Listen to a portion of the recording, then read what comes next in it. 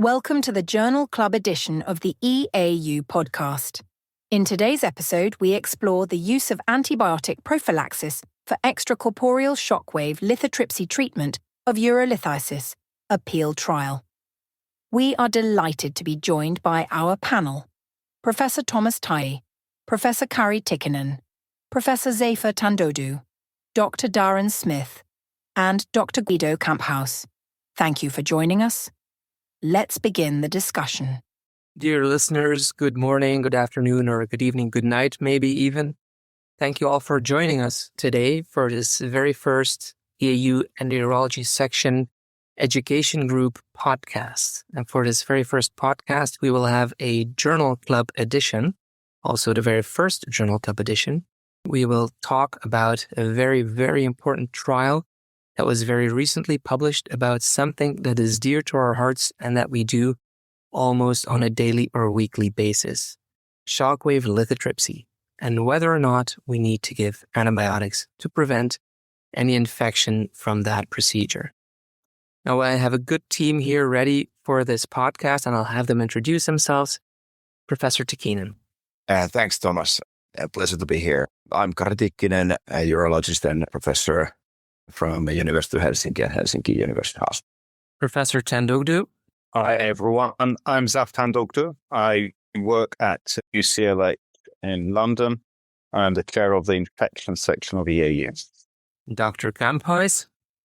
Hello, excited to be here. Guido Kamphuis from the University Medical Clinic in Amsterdam and part of the urolithiasis guideline panel with you, Thomas.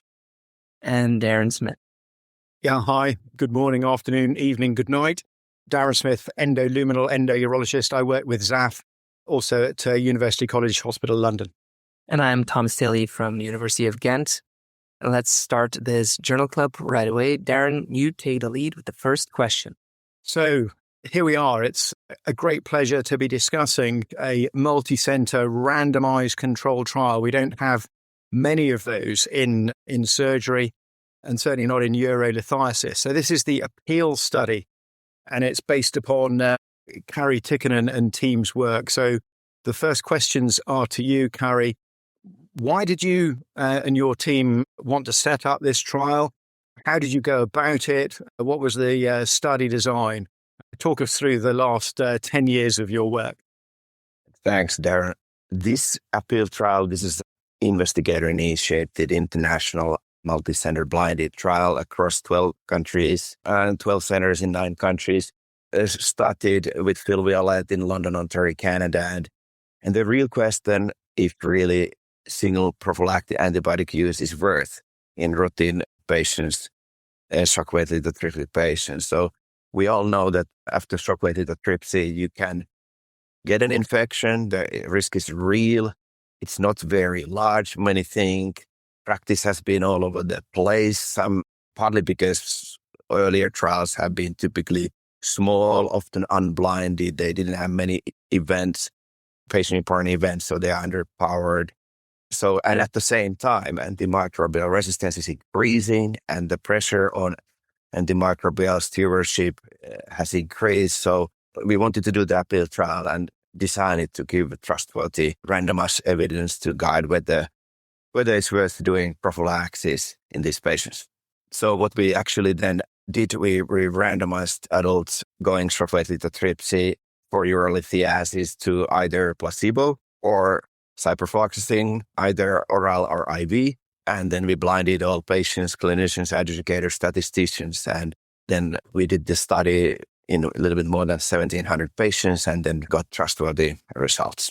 So you needed to recruit 1,700 patients.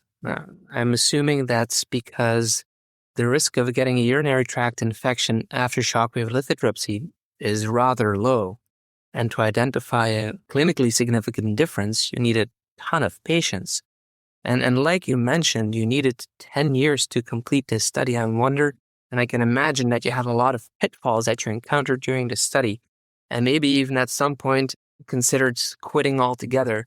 What made you keep on going, and what were your most important struggles during this study? Yeah, good question. I guess persistence is needed, persistent pace, and many urologists are persistent people. So yeah, there was a lot of challenges, of course, in the recruitment. That we know that the most common reason to stop randomized trials in surgery and beyond is the slow recruitment. This trial started in London, Ontario by Phil Vellett and the team, and then there was a slow recruitment, and then we decided to do multinational, multi-center, and then I sort of took over together with Phil and the team, and then we started. But then COVID pandemic was one of the challenges. And then another challenge at some point was the EMA recommendation not to use ciprofloxacin, especially post prophylaxis or longer courses. So it's a little bit unclear how much it's exactly to this setting, but still it's very important that we continue this trial because it was going well. And then the COVID was there. Also, there was a Russian war on Ukraine, and we had couple of Russian sites we closed to do that. So all sorts of stuff happened during the progress. But in the end of the day, we got enough patients. Actually, at 1,000 patients, when we had 2/3 of the patients recruited according to the original sample size calculation, we did the blinded estimation of the events, and we saw there's a little bit less than we thought according to AUA best practice statement guideline on this issue.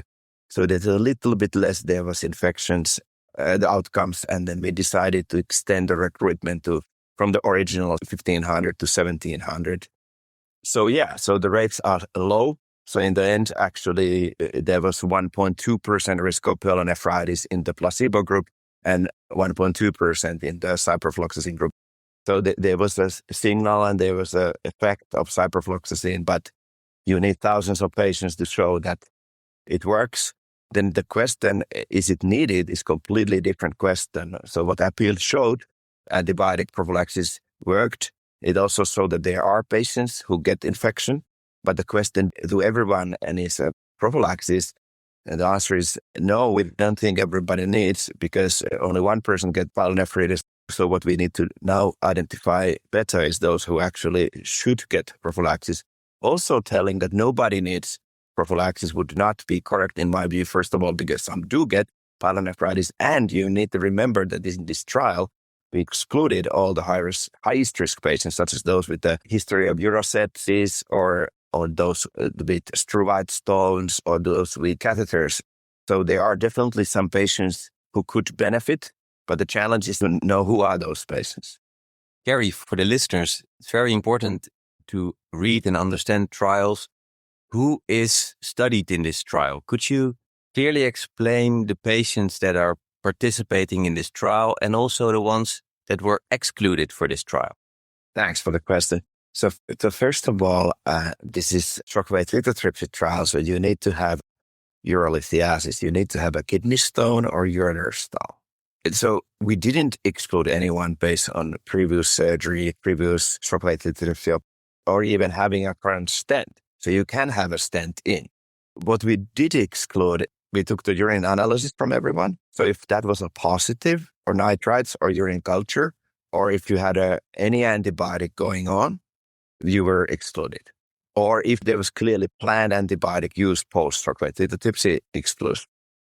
Also, we had some exclusion criteria based on the so-called risk factors, such as struvite stones or having a catheter or diversion, or if the patient had a history of urosepsis.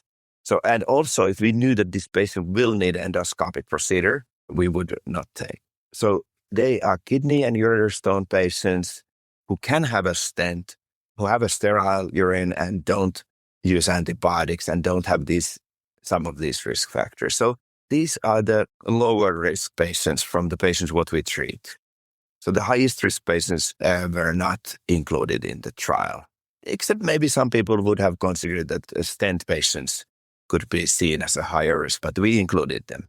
And actually, we didn't see any difference in the risk, but we are underpowered for those comparisons. 11% of our study population had a stent and 89% didn't.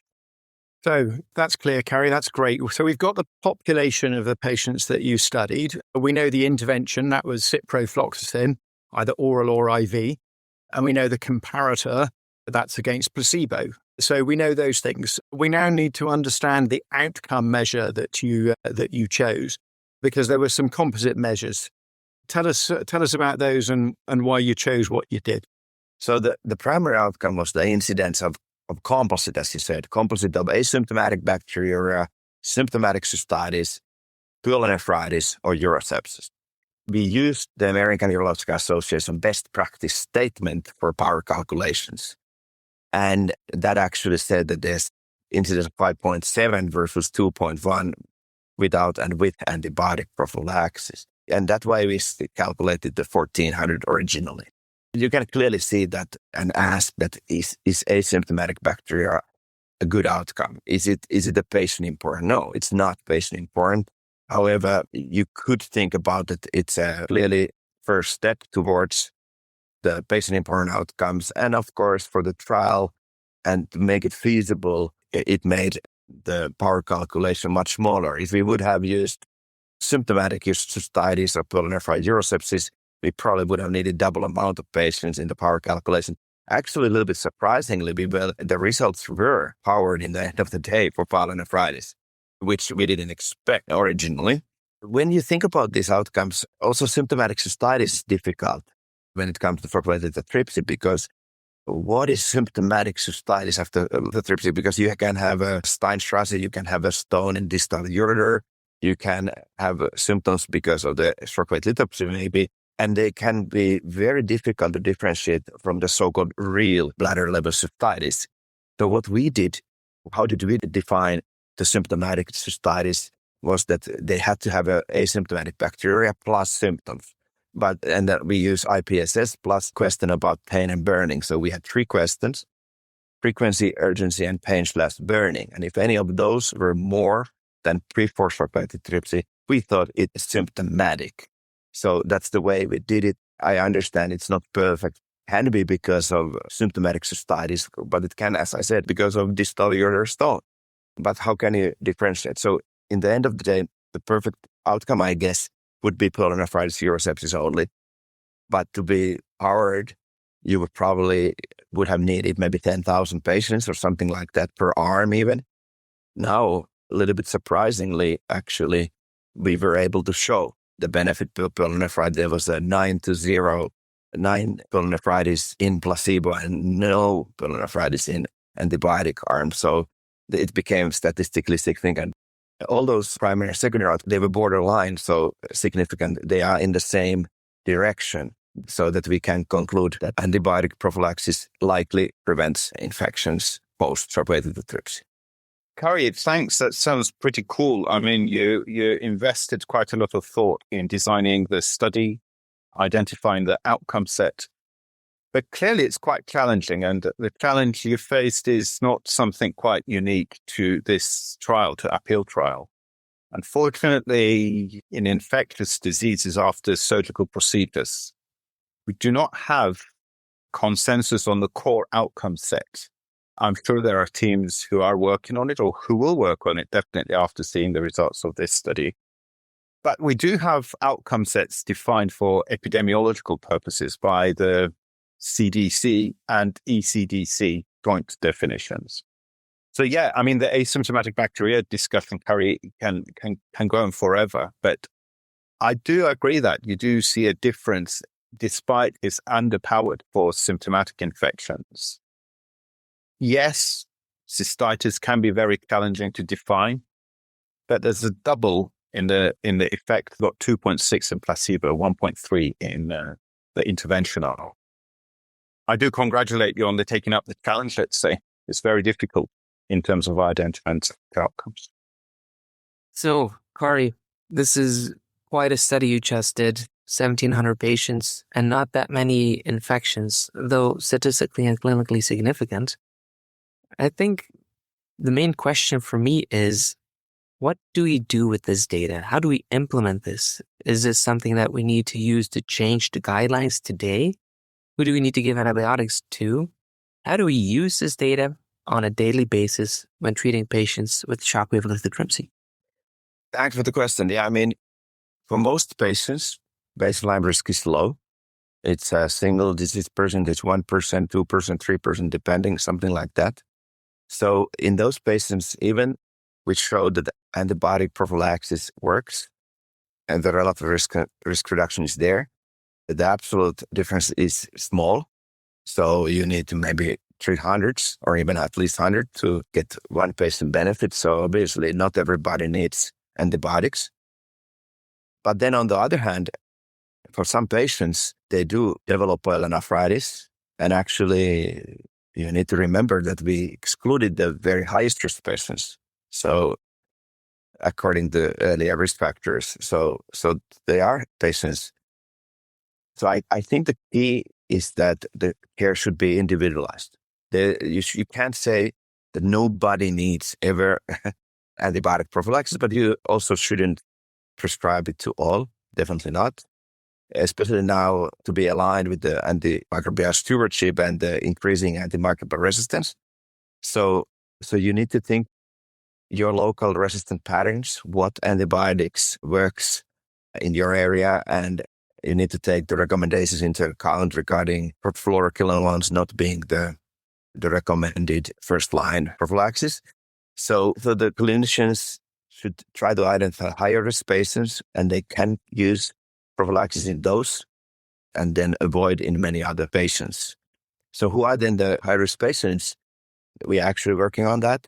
And I hope also many other research groups will work on that to really identify, to get the individualized care better. Also, we need to remember that we should also discuss with our patients. So we can practice shared decision-making in these patients more, which means that especially in those patients where you think that this patient may benefit more than average patient, you could then tell that there's an option and then you could practice shared decision-making in these patients regarding use or not use. That's, I think, is the way how we should interpret the modest absolute benefit in practice. Yeah, I understand what you're saying, but the difficulty in real-time practice is you're not discussing antibiotic stewardship with your individual patient. And they will tell me, well, if I have a risk reduction for getting a pyelonephritis, please give me the antibiotic prophylaxis. Or if I'm a high-risk patient, give me not a prophylaxis, but a full treatment. How do we deal with this? If you tell the patient that you have there's an uphill trial which says that nobody will get if you get antibiotics, that would be a wrong message. But you can say that there's maybe 1% risk. So it means that most patients will not need anything, but you can tell in these patients that you may be having a little bit higher than 1% risk of pyelonephritis, and we can decrease that risk. However, that will mean that 98 or 99 of 100 patients will not get that. And then that if you use, your risk is lower. So it's a framing question. I understand that in a busy clinical practice, you can't go for every detail of shared decision-making. But I think most patients will not need antibiotic prophylaxis. And if you don't find any risk factors, you don't need to advocate for that. If you see risk factors, I would then more likely bring it to the antibiotic prophylaxis, especially those who have history of urosepsis. Why wouldn't you give them one antibiotic? It's very cheap and harms us relatively low. Or if they are old and fragile, you may consider, we have actually some evidence showing that maybe diabetes and maybe being a woman or something like that is a little bit high risk. We don't know this very well yet, but we need to work on the risk factors. And in those patients where you have a high risk, you could tell that, okay, we could use antibiotic prophylaxis. We are not that ready. I think the community thinks in medicine often that the experts knows the best. They want to have a straight use it for nobody or use it for everyone. And that makes your clinical practice faster. And I do understand that that's a reality. We are all busy. Maybe then you want to create your guideline in your hospital that you try to identify those higher risk patients and then give for all of them. But as a believer of evidence-based medicine and shared decision-making, I would like that we would keep in mind that we can discuss with our patients. We can see the patient perspective. And if it's a patient who really wants always take very safely, wants to turn all stones sort of, so then maybe we would give them and maybe not. But again, I do understand we are busy. There's a lot of things to consider, and shared decision making is often hard to practice. If you want to make the consensus so that you make the guideline for your hospital, maybe the simple way is that for most patients, repeated is nothing, and try to identify high-risk patients, and then you suggest a couple of risk factors, and then you give for them. So I'm hearing what you're advocating, and you've got the data because you've done the study, Kari, to prove it, is that you're not going to treat nobody. You're going to work on treating a targeted population, i.e. somebody. I think this is a great opportunity to bring in Zaf with the reasons why perhaps we don't want to treat everybody. We do treat individuals when we're with a patient, but we have to be mindful of the population. And I think there's a couple of key words that Kari has brought to surface here. Yes, definitely we're working in a high-pace environment in hospitals, and shared decision-making can be quite challenging without establishing the right framework. It's quite a novel principle in antibiotic prophylaxis. One key piece of evidence or data that is quite valuable in selection of antibiotics is a local surveillance protocol. And in the absence of that, it's not always going to be straightforward to decide whether or not a patient requires antibiotic prophylaxis per se. And number two, which antibiotic? Because everywhere it's different in the world. We know that due to antimicrobial resistance. And that brings us to the point that ciprofloxacin, being such a powerful antibiotic in terms of doing the job, it's super strong. That's broad spectrum. But in relationship to that, it can cause a lot of collateral damage. In the sense, side effect-wise profile, I'm not entirely sure the side effect profile being reported. It must be in the supplement, Kari. You could update us on that. But I think it's 0.1% of tendonitis, severe damage to the muscles, weaknesses. C. diff that can be fatal is less than 0.1%. So even if a patient will select or will require an antibiotic, I think the way forward will be to select a different antibiotic, such as trimethoprim sulfamethoxazole or second generation care.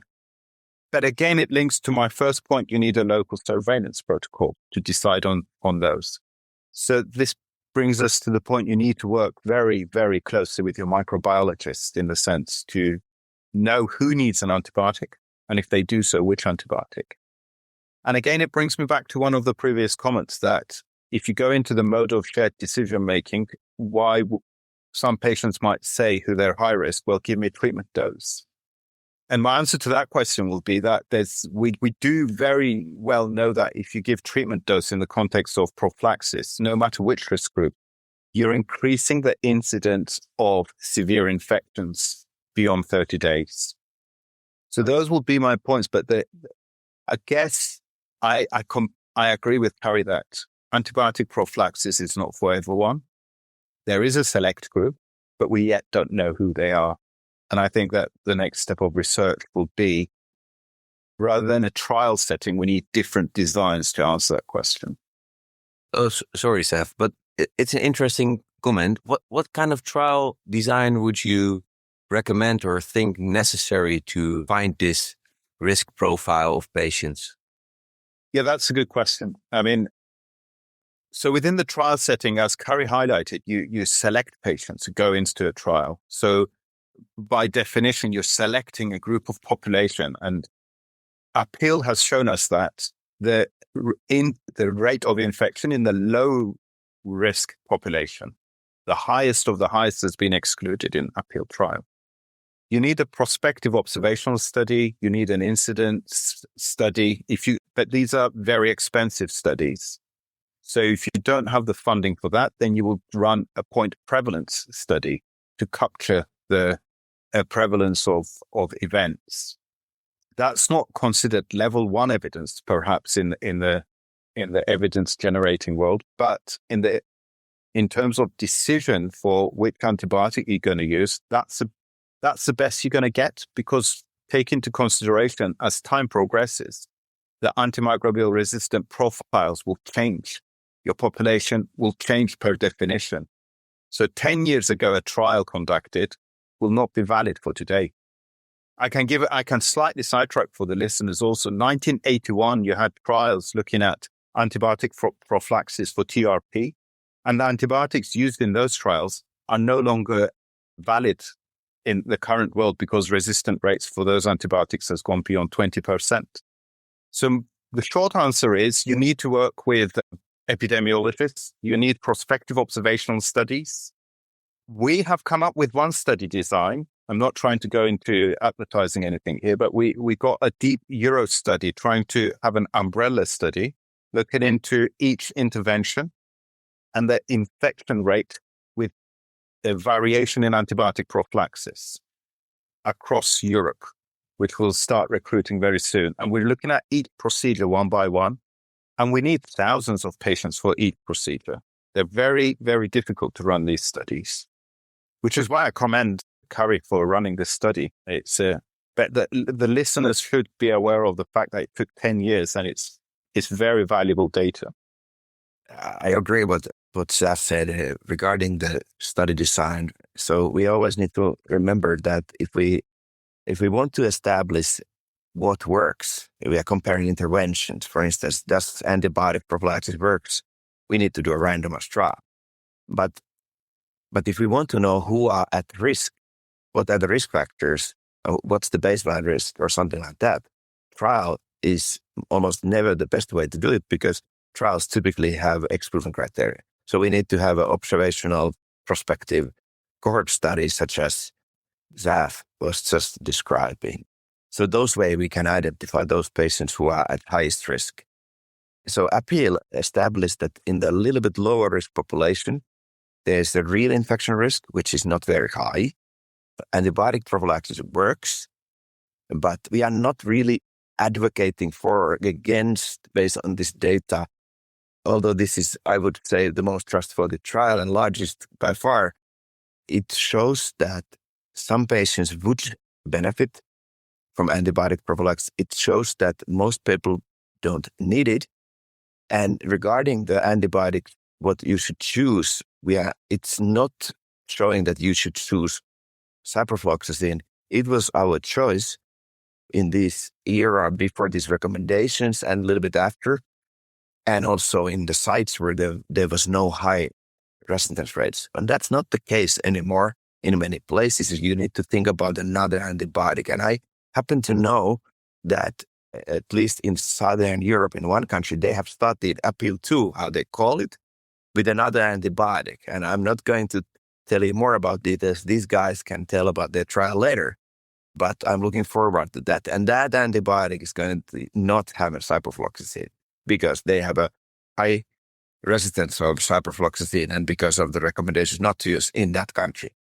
Kari, with your trialist hat on, no matter which, do you think that if you run a trial with antibiotic prophylaxis versus without antibiotic prophylaxis, wouldn't it every occasion antibiotic prophylaxis be the winner? Yeah, because if you mix everyone in, you're going to have the high-risk population who do require antibiotics. Yeah, probably antibiotic prophylaxis most of the time works. So if you have enough patients, it's going to be a positive trial if you choose sort of one of the correct options. But it's still very important to see how big the effect sizes are so that we know actually that how much does it work. Now I would say, although the effect size is larger for pulmononephritis, I don't believe it's so large because it's too few events. So that's the point I'm trying to come to, Kari. Is a large enough effect size for us to say we should go for antibiotic prophylaxis in the whole population? And you already answered the question, but I'm just trying to highlight it. Yeah, I mean, the patient important issue always is the absolute risk reduction, never the relative. But I would think the relative risk reduction is, of course, very important because you need to have it to be able to apply to your baseline risk. And so I would guess it's about 50% based on APPEAL. So whatever your baseline risk is, you can maybe go 50% down with Cipro. How much you can go with others, we don't really know. But I would not, of course, if you have a sensitive antibiotic, it probably will do something good. That brings me to the next step, Kari. Some infections have low severity, let's say, and can be handled with an antibiotic afterwards. So patient develops their infection, they don't have a severe infection. So in those populations, we could test the idea of they can take their antibiotics home and carry on from there if they develop a low-risk infection, and only give it to that very high risk who are going to develop a severe infection. So, Steph, would there be a way to calculate for those two ways of regimen, both the risk for the antibiotic resistance patterns? Would there be a way to weigh in the effect of our antibiotic prophylaxis on this resistance pattern? Yes, there are ways of calculating that, but that requires complex dynamic modeling studies that the infectious disease team are quite good at.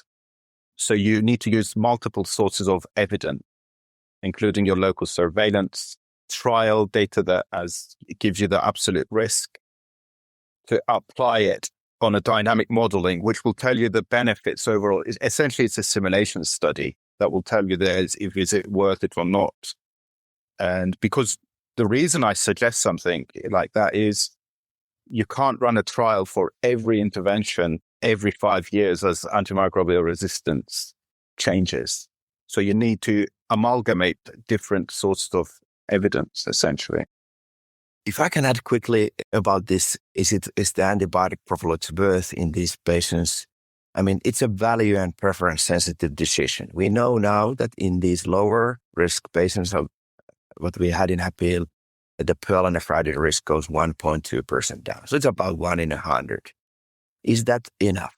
There was no urosepsis. There was, of course, no deaths. There was no serious adverse events. So, okay, there can be serious adverse events if the more you use, but 850 patients who got that prophylaxis, nobody had. So no deaths, no urosepsis, no serious adverse. So one could argue that, okay, we don't need to give any one of these because nobody died and nobody had urosepsis. And as Zaf said, we can then treat these pyelonephritis.